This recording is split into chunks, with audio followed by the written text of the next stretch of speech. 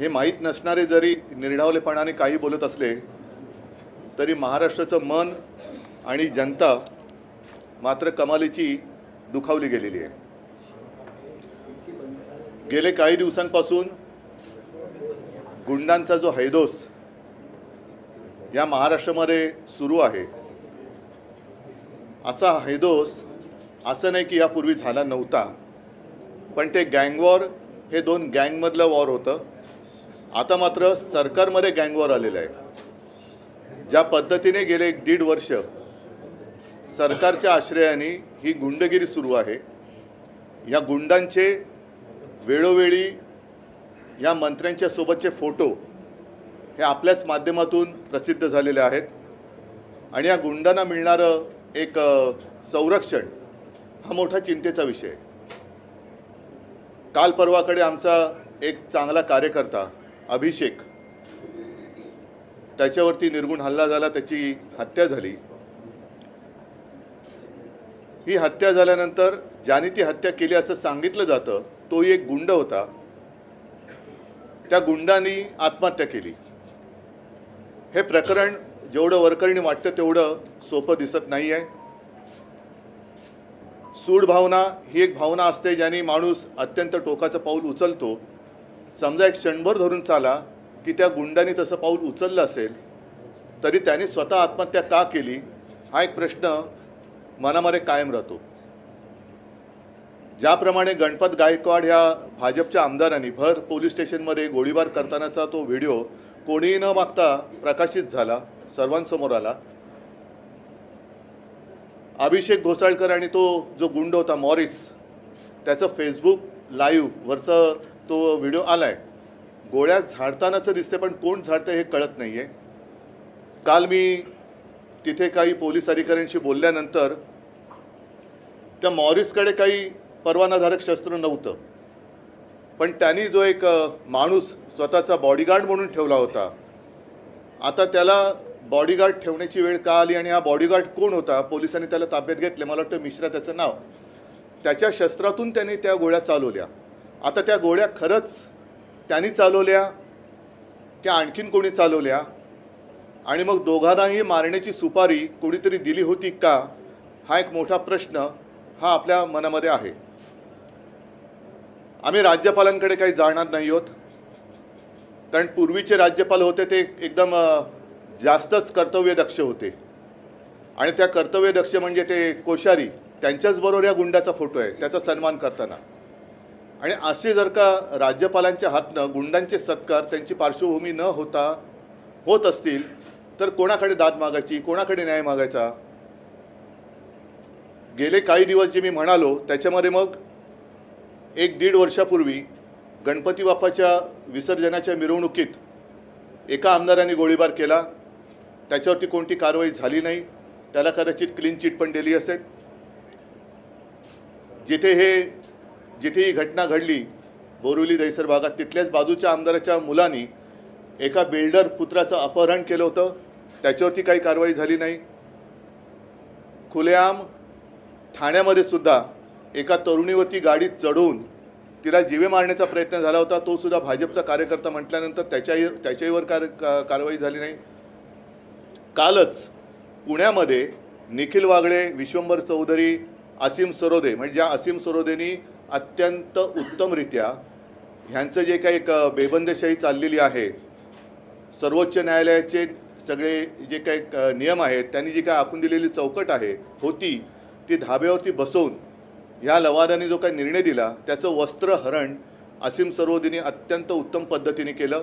या तिघांवरती काल जीवघेणा हल्ला केला।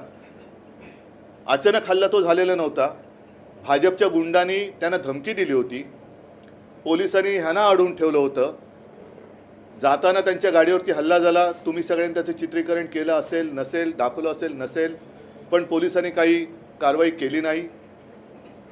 कालच आपल्या पोलीस महासंचालिका ज्या आहेत रश्मी शुक्लाजी, त्यांनी एक पत्र लिहिलेलं आहे जनतेला उद्देशून। मला नाही आठवत असं पत्र गेल्या काही वर्षांमध्ये अथवा गेल्या संपूर्ण कालखंडामध्ये महाराष्ट्राच्या पोलीस प्रमुखांनी जनतेला उद्देशून दिलं असेल। त्याच्यामध्ये मला असं वाटतं की एक थोडी तरी माणुसकी, जिवंतपणा ह्या शुक्लाबाईंकडे आहे. म्हणूनच त्यांना ते कळले की आता पोलिसांवरती जनतेचा विश्वास राहिलेला नाही. ज्या पद्धतीने काल देवेंद्र फडणवीस बोलले, मी त्यांना कलंक बोललो, फडतूस बोललो. आता माझ्याकडे शब्द नाही आहे. म्हणजे फडतूस कलंक हे फारच सौम्य शब्द झाले, पण निर्घुण आणि असं वाटायला लागले की यांची मानसिक तपासणी करावी की काय. आपल्या राज्याला एक मनोरुग्ण गृहमंत्री लाभला आहे का, अशीच कालची त्यांची प्रतिक्रिया होती. अत्यंत संतापजनक होती. साहजिकच आहे, हे सगळे कायद्याचे धिंडोडे निघाल्यानंतर तो जो मंत्री असतो त्या मंत्र्याला जबाबदार धरलं जातं. आणि त्या मंत्र्याकडनं कारभार नीट होत नसेल तर एक मुख्यमंत्री, आता मुख्यमंत्री म्हणजे तुम्हाला कल्पना आहे, ते स्वतः गुंडाला पोचतात असं अशीच माहिती आहे. त्यांना दूर करायला पाहिजे.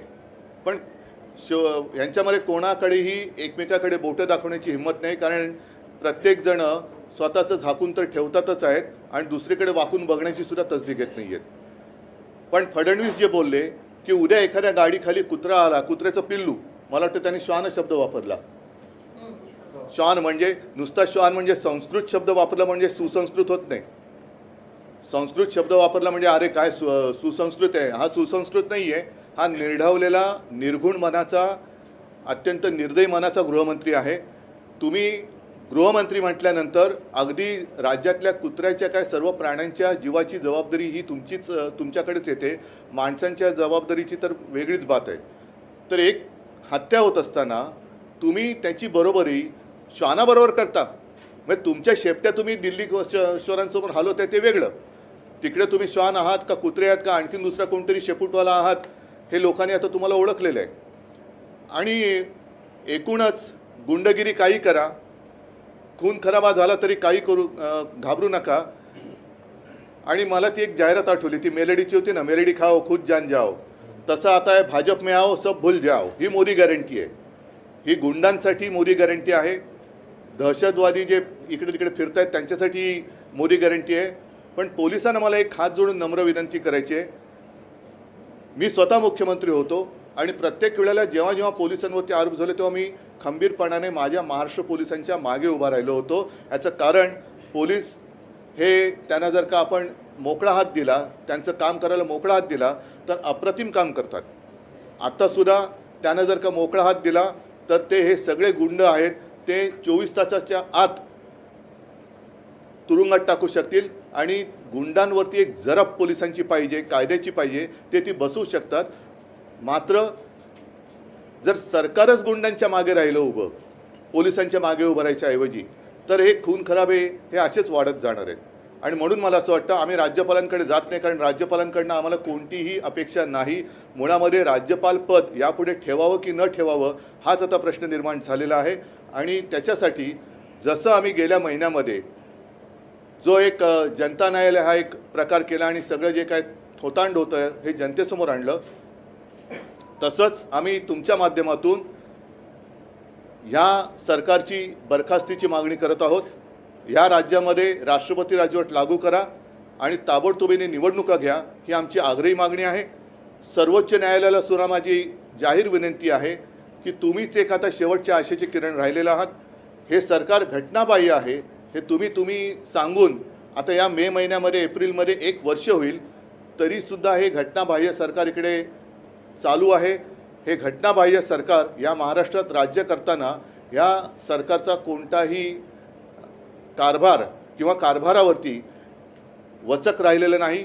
त्यांना कारभार करता येत नाही आहे. म्हणून सर्वोच्च न्यायालयाला सुद्धा मी विनंती करतो की आपण ताशेरे मारलेत, यांना झापल्यानंतर सुद्धा शहाण्याला शब्दाचा मार पुरेसा असतो, पण यांना शब्दाचा मार पुरेसा होत नाही.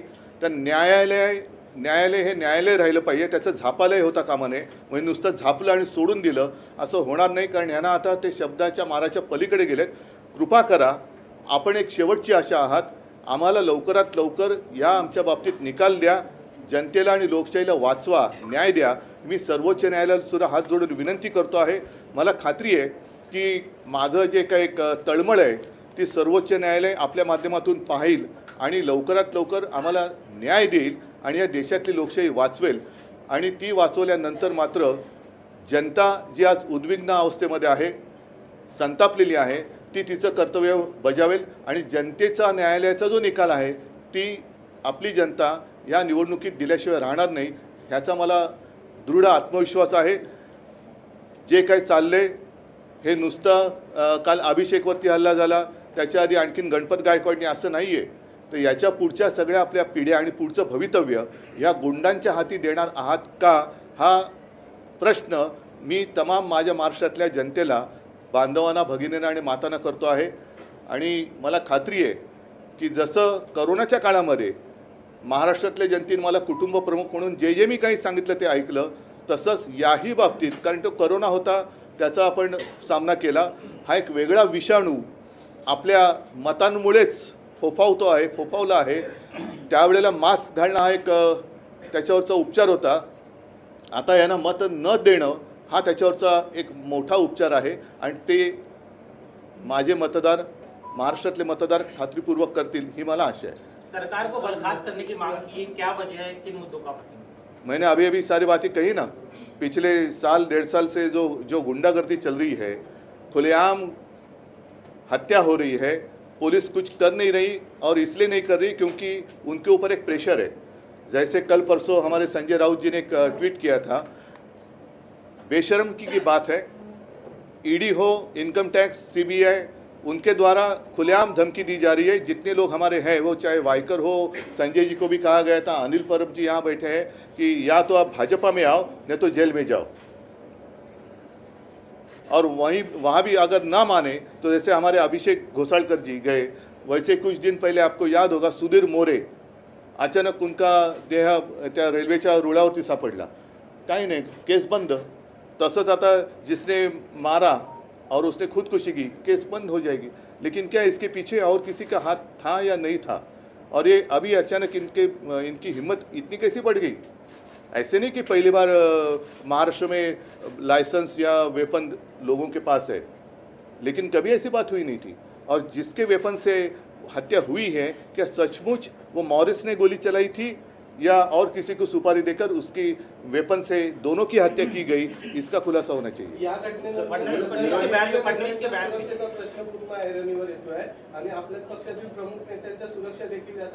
नाही, तुम्ही बघा, मी कधी त्याच्याबद्दल हे केलेलं नाही आहे. आम्ही असहाय्यतेने कधीच गेलेलो नाही आहे. तुम्ही अगदी मातोश्रीवरची पण सुरक्षा बघता, संजय राऊतना सुद्धा एक सुद्धा आता संरक्षक नाही आहे. अनिल परवांचं तुम्ही बघा, सगळीकडेच. म्हणजे हे ज्यांना द्यायला पाहिजे, जे न्यायासाठी, लोकशाहीसाठी लढत आहेत, त्यांचं संरक्षण काढून हे गुंडांना संरक्षण देत आहेत. आणि अशी नावं मी घेऊ शकतो की किती गुंडांना, जे तुरुंगात होते त्यातनं बाहेर आलेल्यांना किती जणांना संरक्षण आहे, अगदी पोलीस संरक्षण आहे. हे सुद्धा तुम्ही चौकशी केली ते तुम्हालाही कळेल. गायकवाड यांनी गोळीबार केला, मात्र अद्यापही त्यांचा राजीनामा मागितला नाही, कोणी त्याच्यावरती भाष्य करत नाहीये. आता जर देवेंद्र फडणवीस विरोधी पक्ष नेते असते तर त्यांनी म्हणजे संपूर्ण महाराष्ट्र, त्यांनी धुमाकूळ घातला असता. म्हणजे गणपत गायकवाडांचा राजीनामा हा भागच वेगळा, पण गणपत गायकवाडांवरती गोळीबार करण्याची वेळ का आली ह्याचा तुम्ही काही विचार करणार की नाही? गणपत गायकवाड जे बोलले की मेंढ्यांकडे त्यांचे करोडो रुपये आहेत, तिकडे ईडी जाणार आहे की नाही? हे करोडो रुपये कसले, कुठून आले, कोणाकडे दिले, हे खुलेआम दिसतंय. म्हणूनच म्हटलं की भाजपा में आओ, सब कुछ भूल जाओ, ये मोदी गॅरंटी आहे. माझं मत आहे की पहिलं महाराष्ट्रामध्ये राष्ट्रपती राजवट लावा आणि ती राष्ट्रपती राजवट सुद्धा जर पुन्हा हेच त्यांचेच कार्यकर्ते जर राज्यपाल म्हणून बसणार असतील तर चंदीगडमध्ये जो प्रकार झाला की त्यांचाच कार्यकर्ता तिकडे निवडणूक अधिकारी म्हणून बसवला आणि अगदी उघड हे आपले सरन्यायाधीश बोलले की हा लोकशाहीचा मुर्दा पडला आहे. तर माझं सरन्यायाधीशांना एक विनंती आहे की असे किती मुर्दे आपण बघत बसणार सगळे मिळून, त्याच्यापेक्षा तुम्ही एकदा जे कोणी मुर्दे फारस आहेत त्यांना फासावरती लटकवा आणि लोकशाही वाचवा, देशाला वाचवा. एक गुलसालकर हत्याकांड फडणवीस ने कहा कि कल को अगर कोई कुत्ता मेरे गाड़ी के नीचे आ जाएगा फिर भी ये लोग मेरा इस्तीफा मांगेंगे. नहीं, ये क्या कहूँ, कहने के लिए कुछ शब्द नहीं है. अगर उनके ऊपर जब कोई बीतेगी बात देवेंद्र फडणवीस जी के ऊपर, मैं नहीं चाहता कि उनके ऊपर ऐसी बात बीते, लेकिन अगर बीतेगी तो फिर उनकी भावना क्या होगी. और जो भी गृहमंत्री अपने राज्य में जनता का संरक्षण नहीं कर सकता, कुत्ता तो वफादार होता है, ये तो लोमड़ी के जैसे है, ये गृह मंत्री तो लोमड़ी के जैसे है। लोमड़ी का मतलब जानते हो आप? उद्धवजी, काल उपमुख्यमंत्र्यांनी प्रतिक्रिया देताना असंही म्हटलंय की झालेला प्रकार हा अत्यंत गंभीर आहे, पण यामागची कारणं ही शोधली गेली पाहिजेत. काही अंतर्गत ओके, ठीक आहे. बरं, मग तसंच- गायकवाड आणि महेश मग गायकवाड गणपत- प्रकरणातही जमिनीचे व्यवहार होते, राजकीय स्पर्धा होती आणि या प्रकरणातही राजकीय स्पर्धा आणि काही व्यवहार आहेत असेही दिसून येते किंवा अशी चर्चा आहे. हे साफ झूट आहे आणि मी पुन्हा पुन्हा सांगतो, यांची बेबंदशाही आहे. एक तर यांना हा कारभार झेपत नाही आहे, जमत नाही आहे. अभिषेक घोसाळकर आणि तो जो कोण तथाकथित गुंड, याचा सत्कार कोश्यारी राज्यपाल असताना तो फोटो आहे, त्यांच्या आजूबाजूला कोण होते ते बघितल्यानंतर फडणवीसांची भूमिका मी समजू शकतो की त्यांनी अशीच भूमिका घेणं गरजेचं आहे. कारण त्या फोटो पुरेचा बोलका आहे. तो तुमच्याकडे फोटो आला नसेल, तो फोटो आम्ही तुम्हाला देऊ. अगदी मोठ्या सन्मानपूर्वक त्या मॉरिसचा सत्कार होतो आहे आणि बाजूला कोण उभं आहे ते बघा. आणि ते बघितल्यानंतर फडणवीसांची भूमिका, उलटं मग मॉरिस आणि त्यांचे काही धागेदोरे होते का हे आता बघण्याची गरज आहे. पण अभिषेक घोसाळकर आणि त्यांची अशी कोणतीही दुश्मनी नव्हती, वाद नव्हता. निवडणुकीला उभं कोणी राहू शकतं, अपक्ष पण राहतात. पण खून केल्यानंतर आत्महत्या का झाली? जर सुडाची भावना असेल तर एखादा माणूस का म्हणतो, कधी एखादा माणूस टोकाची भूमिका का घेतो, खून करण्यापर्यंत का जातो? एक तू तरी राहशील तर मी तर राहील. पण त्याची हत्या होते आणि स्वतःही आत्महत्या करतोय, मग नेमका याच्यात काय काळबेर आहे? आणि उलट एकच मिनिट, मग तो जो फोटो आहे कोश्यारी त्या मॉरिसचा सत्कार करतात, त्या फोटोत असणाऱ्या सगळ्यांच्या याच्याशी काही धागेदोरे आहेत का ते पण बघा. असीम सरोदी की गाड़ी पर हमला हुआ, क्या आपकी उनसे बातचीत हो नहीं पाई? काय हिंदी में जानना चाहेंगे, लोकसभा चुनाव की लगातार बात हो रही है। अमित शाह द्वारा ये कहा गया है कि ये चुनाव इंडिया बनाम एनडीए का नहीं होने वाला है। क्या क्या क्या अमित शाह का बयान है कि चुनाव एनडीए बनाम इंडिया वर्सेस बिल्कुल नहीं है, ये आतंकवाद के साथ नहीं बिल्कुल बराबर है उनका कहना बराबर है. ये तानाशाही के खिलाफ लोकशाही, ऐसे ही चुनाव है. तानाशाही हटाओ, देश को बचाओ. बिल्कुल सही कहा उन्होंने. अभी कुछ लोग सुधर रहे हैं, उनमें से शायद एक है ये है. गोळीबाराच्या घटनेमध्ये दुसरा कोणीतरी मुख्य सूत्रधार आहे असं तुम्हाला म्हणायचं का? असू शकतो. कारण ही केस वाटते तेवढी सोपी दिसत नाही आहे की नुसतं त्यांनी गोळ्या घातल्या आणि स्वतःला गोळी घालून घेतली, हे एवढं काही सोपं नाही आहे. कारण जवळून जर का त्याला गोळी घातली जाऊ शकते. जे अगदी सुपारी किलर असतात ते जवळनच गोळ्या घालतात. तसं त्याला मॉरिसला घातली असेल कोणीतरी. विरोधी पक्षनेत्यांनी आरोप केलेला आहे, फुटेज बाहेर आलं. तुमची मागणी आहे का या प्रकरणातही सीसीटीव्ही फुटेज? ते आलं ना थोडंसं बाहेर, पण त्याच्यामध्ये ते पूर्ण नाही आलेलं. गणपत गायकवाडच्या याच्यामध्ये कोणी तुम्ही मागितलेलं का फुटेज? नव्हतं. आमचं निवडणुकीच्या वेळेचं अंतर्गत निवडणुका झाल्या त्याचं फुटेज कोणी मागितलं नव्हतं, तरीसुद्धा यांनी निकाल दिला. मग हे फुटेज आम्हाला बाहेर काढावं लागलं. हे एका काही तासामध्ये हे फुटेज बाहेर आलं, कारण ते त्यांच्या सोयीचं होतं. आता ह्याच्यामध्ये संपूर्ण फुटेजमध्ये मॉरिस त्यांना गोळी घालताना असं फुटेज नाही आहे. गोळ्या जाता तो अभिषेक बिचारा जखमी होऊन पडलाय हे कळतंय. आणि मॉरिस आत्महत्या करतानाचं फुटेज आहे का? मला असेल नाही, मॉरिस आत्महत्या करतानाचा फुटेज असेल तर ते यावं, म्हणजे याच्यावरती काय तो निकाल लागेल. विरोधी पक्षाने आरोप केलेला आहे पक्षनेत्यांनी की जे प्रवक्ते आहेत ते प्रवक्ते या हत्येच्या मागे असण्याची शक्यता आहे. मला नाही पुरुष असेल किंवा महिला असेल. मला नाही माहिती. त्यांनी संजय राऊत वारंवार एक्सपोज करत असंख्य असं गुंडांचे फोटो आज पण दिले त्यांनी. टाकत आहे, मात्र त्यांच्यावर अजून कारवाई का होत नाही? कारवाई कारण ही कोणाची गॅरंटी तुम्हाला कळले? गुंडगिरी करा, काही करा, आम्हाला 400 पार व्हायचे. 400 पार करणारे तुम्ही जरी खुनी बलात्कारी असलात तरी आम्हाला चालेल, पण आम्हाला 400 पार करा नाही, या हमारी पार कर दो, ये मेरी गॅरंटी है. कुछ नहीं होगा.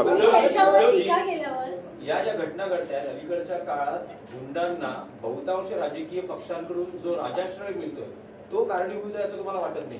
असू शकेल, परंतु जे गुंड जे आहेत ते कोणाच्याही पक्षात असोत त्यांना राजाश्रय मिळता कामा नये. आणि जर त्यांना राजाश्रय जर का एवढी वर्ष झाल्यानंतर अचानक या गुंडाने एवढी हिंमत कशी आली? राजाश्रय मिळणं हा एक भाग झाला आणि हिंमत मिळणं हा अधिक एक वेगळा भाग झाला. यांना एवढी मस्ती कशी आली की काही जरी केले, खून पाडले तरी आमचं काहीच बिघडू शकत नाही, ही गॅरंटी त्यांना कोणी दिली? सर, आधी टीका केल्यावर मुख्यमंत्री ट्विट करत त्याला प्रत्युत्तर देतात. मात्र आता काय? तुम्ही त्याच्यावरती भाष्य केल्यावर मुख्यमंत्री ट्विट करत किंवा बाईट देऊन त्यांना ट्विट शिवाय दुसरं येतच नाहीये. ते ट्विट ते गप्प आहेत. ते बोलू शकत नाही आणि त्यांना ट्विट करण्याशिवाय दुसरं काहीच येत नाही. त्यांच्याकडे जेव्हा मजकूर लिहून येतो तेव्हाच ते बोलू शकतात किंवा काहीतरी ट्विट करू शकतात. पण जोपर्यंत त्यांच्याकडे मजकूर येत नाही तोपर्यंत ते काही बोलू शकतात.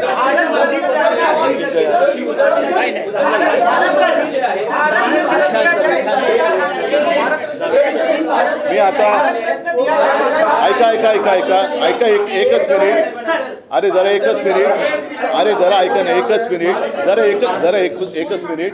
मी फक्त भारतरत्नबद्दल एवढंच बोलेन की स्वामीनाथन यांना जो भारतरत्न दिलेला आहे याचा अर्थ मी असा लावतो, जर सरकारमध्ये हिंमत असेल तर स्वामीनाथन अहवालाची अंमलबजावणी त्यांनी करावी. धन्यवाद. जय